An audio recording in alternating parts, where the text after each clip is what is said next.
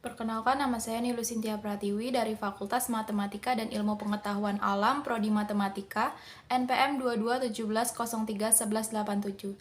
Saya akan menyampaikan rangkuman materi dalam mengikuti PKKMB 2022 selama 4 hari. PKKMB hari pertama dengan tema Ciptakan Mahasiswa Berkarya dan Berinovasi untuk Kampus Merdeka Belajar. Dengan materi pertama, peran Kepolisian Republik Indonesia dalam menghadapi kejahatan digital. Dijelaskan manfaat dari UU ITE, diantaranya menjamin kepastian hukum bagi masyarakat yang melakukan transaksi secara elektronik. Dijelaskan juga trik singkat agar terhindar dari jeratan hukum ITE dengan cara menyaring konten sebelum di-sharing, melakukan pengecekan lebih teliti, serta tulisan disertai fakta dan data. Ada juga contoh pelanggaran hukum di dunia maya, seperti pelanggaran isi situs web, perjudian online, dan pencemaran nama baik. Di materi 2 ada pengembangan karakter mahasiswa sebagai intelektual dan anti kekerasan. Pertama, ada tujuan pendidikan karakter. Kedua, pengertian bullying. Bullying sendiri merupakan penindasan atau kekerasan yang dilakukan secara sengaja oleh seseorang atau sekelompok orang.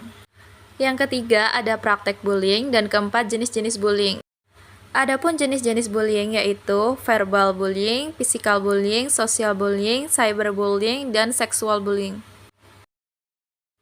Di materi ketiga dengan tema penguatan karakter mahasiswa, pengembangan karakter mahasiswa dalam perspektif agama. Pertama, ada peran kita dalam membentuk nilai-nilai Indonesia. Kedua, upaya yang bisa kita lakukan dalam menjaga toleransi umat beragama. Dan ketiga, kiat-kiat menjaga toleransi. Memasuki hari kedua, materi pertama dengan tema Merdeka Belajar Kampus Merdeka. Pertama, ada visi Indonesia 2045, pilar visi Indonesia 2045, dasar menuju megatrend dunia adalah Pancasila, tantangan yang dihadapi menuju megatrend dunia, indikator profil pelajar Pancasila, dasar hukum kemerdekaan belajar kampus merdeka, serta contoh bentuk kegiatan di luar program studi.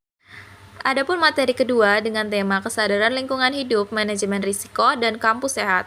Pertama ada lingkungan hidup berupa sumber daya alam, kemudian permasalahan lingkungan hidup, pengelolaan lingkungan hidup menjaga kelestarian bumi, program kampus sehat, upaya kampus sehat, dan Unila menduduki peringkat 15 UI Green Metric dari 101 universitas.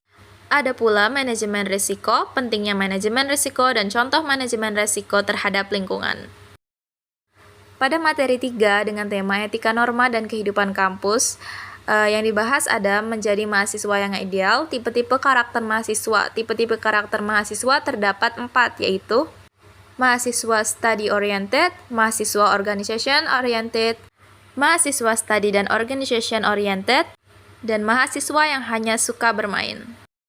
Ada pula 5 cara menjadi mahasiswa yang ideal, yaitu pertama, mematuhi peraturan yang ada. Kedua, mengembangkan diri sesuai dengan minat. Yang ketiga, aktif membaca dan memahami masalah yang ada. Keempat, jujur, integritas, dan sopan. Dan yang terakhir, lakukan yang terbaik selama kuliah.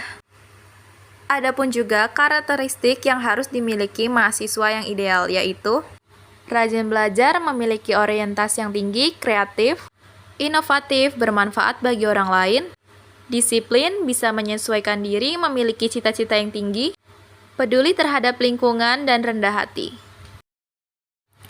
Materi keempat dengan tema perguruan tinggi di era revolusi industri 4.0 dan kehidupan kampus pada masa pandemi.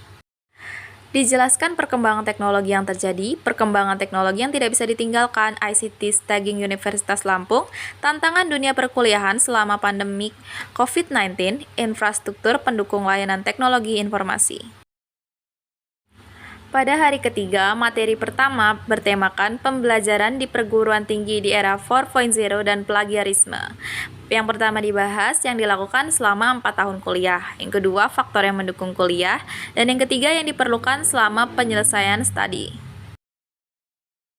Materi kedua bertemakan sistem pendidikan di perguruan tinggi kaitannya kebijaksanaan kampus Merdeka Belajar.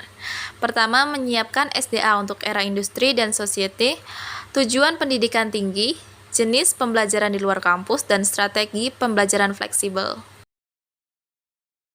Materi 3 bertemakan fasilitas di FMIPA Unila dan sistem administrasi keuangan mahasiswa. Yang pertama dibahas adalah sistem keringanan mahasiswa yang disebut dengan Sikebas dan juga masalah pembayaran UKT. Pada materi keempat membahas tentang prestasi kegiatan kemahasiswaan dan sistem administrasi kemahasiswaan. Memasuki hari keempat, materi pertama dengan tema kurikulum dan sistem perkuliahan. Yang pertama dibahas ada profil lulusan seperti menjadi akademisi, asisten peneliti, praktisi, atau konsultan. Yang kedua ada struktur kurikulum. Bagi sarjana harus menyelesaikan minimal 144 SKS dan maksimal 160 SKS. Yang ketiga ada peer group dan mata kuliah pilihan terakhir seperti analisis dan matematika terapan, aljabar, kombinatorika, riset operasi, dan statistika. Disebutkan juga bentuk kegiatan program BKP MBKN seperti penelitian, magang, pertukaran pelajar, studi atau proyek KKN, wirausaha, dan proyek kemanusiaan serta asisten mengajar. Materi kedua tentang peraturan akademik. Pertama ada pengertian peraturan akademik, registrasi UKT dan KRS, tahun akademik, dan fungsi pendamping akademik. Materi ketiga tentang dosen PA dan bimbingan konseling. Dijelaskan tentang pengertian pembimbing akademik dan bimbingan konseling, serta dijelaskan tugas dari pembimbing akademik. Pada materi terakhir, pada hari terakhir, tentang motivasi kuliah S1 di matematika. Pemateri memberikan inspirasi dan motivasi kepada mahasiswa.